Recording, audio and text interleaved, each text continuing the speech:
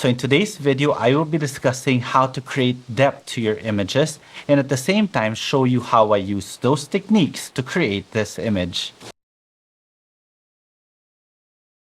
So hi everyone, this is Jiggie, a portrait and wedding photographer from the Philippines, and welcome to the channel. So in today's video, I am taking you once again behind the scenes during an actual shoot that I did during my workshop for Sony Philippines in Cebu. Unfortunately though, I wasn't able to create a full BTS instructional video for you guys at that time because of course I was busy doing the workshop, but here is the next best thing. So the principle behind this particular video is how to create that separation from background and foreground and basically how to make your images pop from a scene. But before anything else, if you guys haven't subscribed to the channel and would want to learn more about off-camera flash photography or maybe just photography in general, then this channel is for you. So you might want to consider subscribing, and while you're at it, click that notification bell so that you get notified every time I upload a new video. And if you want to see more of my images, follow me. You can follow me on Instagram. It's at Jiggie Alejandrino. Okay, so with that out of the way, let's get on to this video. So this area is where I decided to shoot, and this is how it looked like with existing natural light coming from beautiful windows on the side. As is, to be honest, it looks fantastic. It's got beautiful soft light. However, my issue is it lacks depth. It lacks the contrast. It lacks shape. It lacks form. It basically lacks something that makes your images pop. And by the way, I'd like to give a special shout out to a fellow brand ambassador and an amazing stylist and photographer, Kitty Bunag, who did the actual set for this shoot. So what is missing here? It lacks depth. It lacks that pop. So the first thing that I did was get my Nanlite Forza 150B together with a projection attachment. Now the projection attachment, you guys who are familiar with the channel would know that I use it often to create patterns because it has built-in gobos or gobos that you can put in, and it does what it says it does. It projects a pattern on your subject or on the wall. However, in this particular case, I decided that I didn't want any gobos in the projection attachment, but rather just use it as a spot focus because I already had gobos in place here in this particular scene, meaning the plants were there and I wanted the shadows coming from that to create that pattern in the wall. And by the way, the camera that I used for this particular shoot is my Sony a7 Mark IV with a 24-70 2.8 GM2 lens. The GM Master version 2. Fantastic, fantastic lens. I will actually do a review of that pretty soon because it's truly amazing. So for my initial test shot, I had my model here and you could see from this original look. So initially what I did was I underexposed it and created the pattern. So by just this projection mount here, I was able to create this pattern here. So without any projection or without any gobos in the projection mount, I got these patterns from this area here and from this area here. Even this painter's ladder created a nice pattern right here.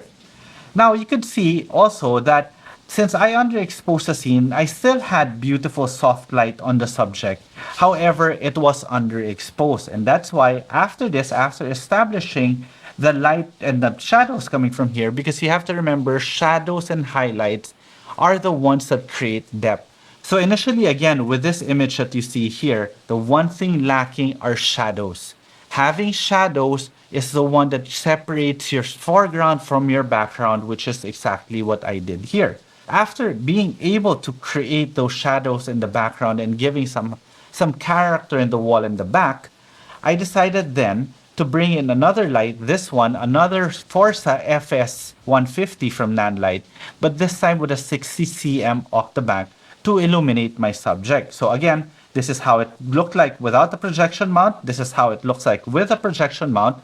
Then I added this particular light, the Forza 150, and this is the output of that particular image. You could already see that I was getting light on her, and one thing that I do love doing is what I call focusing by light. Focusing by light means that everything else is slightly underexposed from the particular part of the image that I want focused on. So the brightest part of the image is really the one where I want your eyes to go. In this particular case, it is the subject. However, the problem with this one is that Since the light source, this one, the 60 cm, is a relatively small light source, it created hard light. And hard light is, to be honest, it's good for creating shape. However, it's not beautiful when it comes to standard portraits, especially tight portraits. However, you see that I am not shooting a tight portrait, so shape was more important for me rather than the quality of light. So in this particular image now, you see already a combination of my existing ambient light, the light coming from my projection mount, and another light coming from the 150. But it wasn't enough. I really felt that this area here was too much in shadow. In other words, I created too much contrast. However, if I exposed the scene brighter, I would lose that depth that I was trying to create. So having all this continuously light, or having all these continuous lights seamlessly blend in already, it was now time for me to bring in another secret weapon, which is my Sony F60RM Speedlight with the MagMod Mag Spear and the Mag Grid, which is this one right here. So this is the light positioned properly right here to create that, that main light that I wanted. And at the same time, I have my projection mount here. You can see the light stand. It's not in the frame anymore. However, there is one thing that I did that changed the entire dynamic of the image. This particular light here, I decided to use, instead of my main light, I wanted to open up the shadows a little bit. What do I mean by opening up the shadows? You've got a lot of contrast and hard light. But there is a way for you to make it seem as if it is not hard light and make it more flattering just by simply opening up the shadows and lessening the contrast. So instead of using this particular light as my main light, I decided now to move it somewhere here and make my flash be my main light. If you notice, all my light is coming from the same general direction, which in this case is facing subject. It is on the right side. The reason being, I want everything to look so seamless as if it just came from one natural looking light source, which in this case was the window. Now, if the conditions were better at this time, maybe I would have been able to take out two lights because I would have had fantastic light coming from the window, creating the patterns in the wall. But again, it shouldn't stop me from creating the image that's in my head visually. When I saw that particular scene, actually initially, there was beautiful light coming from the window, but of course, those things you can't control. All of a sudden, we lost it. So I just replicated it. And the nice thing about replicating is that I can actually control the light even more. So from here, this is the final straight out of camera image. Absolutely no editing has been done yet. You could see how the shadows were opened, but the light pattern was still the same. Look at that Rembrandt lighting right there.